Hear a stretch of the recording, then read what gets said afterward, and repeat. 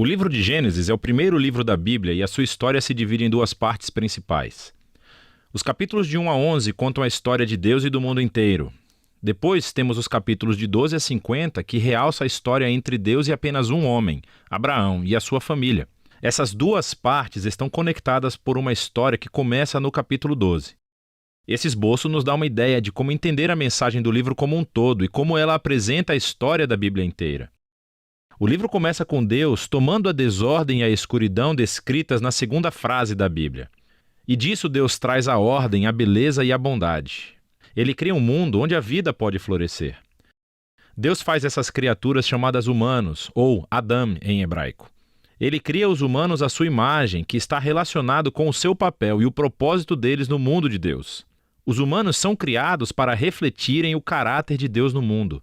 Eles são nomeados como representantes de Deus para governar o seu mundo em seu nome, o que, nesse contexto, significa aproveitar todo o seu potencial, cuidar dele e torná-lo num lugar onde ainda mais vida possa florescer. Deus abençoa os humanos. Essa é uma palavra-chave nesse livro.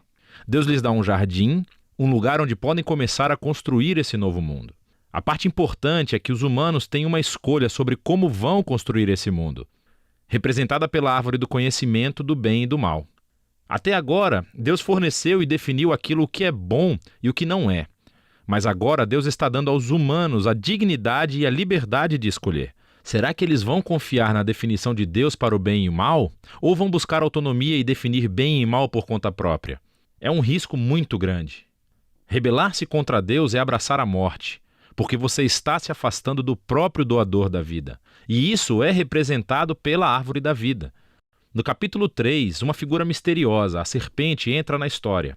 A única coisa que sabemos sobre a serpente é que ela é uma criatura que Deus fez. Torna-se claro que é uma criatura em rebelião contra Deus. Ela quer levar os humanos à rebelião e à morte. A serpente conta uma história diferente sobre a árvore e a escolha. Ela diz que buscar conhecimento sobre o bem e o mal não trará a morte, mas sim irá garantir a vida e se tornarão como Deus. Agora, isso é uma ironia trágica porque sabemos que os humanos já são como Deus. Foram feitos para refletir a imagem de Deus. Em vez de confiar em Deus, os humanos buscam a própria autonomia. Eles escolhem o conhecimento do bem e do mal para si e, instantaneamente, toda a história fica fora de controle. A primeira perda acontece nas relações humanas. E, de repente, o homem e a mulher entendem o quão são vulneráveis. Eles não podem nem confiar um no outro. Eles fazem roupas e se escondem um do outro. A segunda perda acontece na intimidade entre Deus e os humanos. Eles correm e se escondem de Deus. Quando Deus os encontra, eles começam um jogo de culpar um ao outro sobre quem iniciou essa rebelião. E nesse momento a história para. Há uma série de poemas curtos nos quais Deus declara, primeiro para a serpente e depois para os humanos, as consequências trágicas dos seus atos. Deus primeiro diz à serpente que, apesar da sua vitória aparente, ela está destinada à derrota e a comer poeira. Deus promete que um dia uma semente, ou seja, um descendente, virá da mulher e dará um golpe letal na cabeça da serpente. O que parece uma ótima notícia, mas essa vitória terá um custo, pois a serpente também dará um golpe letal no calcanhar do descendente, enquanto está sendo esmagada. A promessa desse guerreiro ferido é misteriosa. Mas no fluxo da história até então, você vê isso como um ato de graça de Deus. Os humanos acabaram de se rebelar. E o que Deus faz? Ele promete resgatá-los. Mas isso não elimina as consequências das decisões do ser humano. Deus informa que agora os aspectos da sua vida conjunta, tanto na vida em casa como no trabalho, serão cheios de tristeza e dor por causa da sua rebeldia, o que levará à morte. E a partir daqui, a história só piora. Os capítulos 3 a 11 traçam o efeito crescente da rebelião e das relações humanas fraturadas em todos os níveis. Há uma história sobre dois irmãos, Caim e Abel. Caim tem tanta inveja do seu irmão que quer matá-lo. Deus adverte Caim que não caia na tentação, mas ele faz isso de qualquer maneira. Ele mata o seu irmão no campo. Caim então constrói uma cidade onde reinam a violência e a opressão. Tudo isso culmina na história de Lameque. Ele é o primeiro homem da Bíblia a ter mais de uma esposa. Ele as acumula como sua propriedade.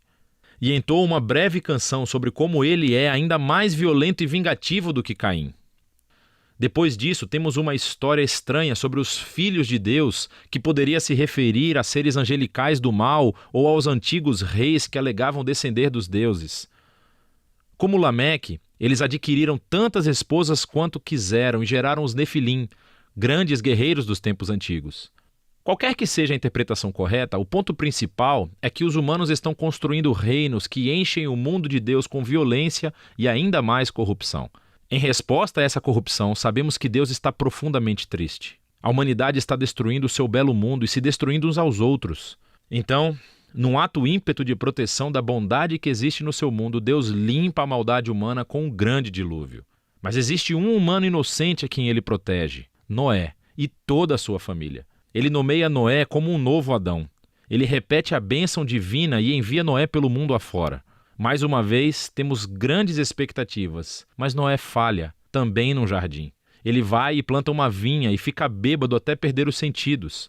Então, um de seus filhos, Cam, faz algo vergonhoso ao seu pai na tenda. Aqui temos o nosso novo Adão, nu e envergonhado, justamente como o primeiro. E novamente tudo piora. O que leva à fundação da cidade da Babilônia. As pessoas da antiga Mesopotâmia se reúnem em torno de uma nova tecnologia, o tijolo.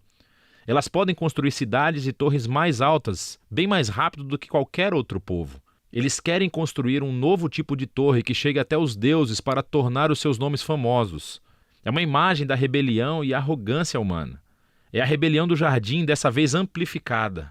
Deus humilha o seu orgulho e os dispersa. Essas são histórias diversas, mas você pode ver que todas exploram o mesmo princípio básico. Deus continua dando aos humanos a chance de fazer a coisa certa com o seu mundo, e os humanos continuam a destruí-lo. Essas histórias afirmam que nós vivemos num mundo bom, que tornamos mal, e escolhemos definir o bem e o mal por conta própria. Todos nós contribuímos para esse mundo de relacionamentos rompidos, levado ao conflito e à violência e, finalmente, à morte. Mas há esperança. Deus prometeu que um dia um descendente viria, o guerreiro ferido, que derrotará a raiz do mal.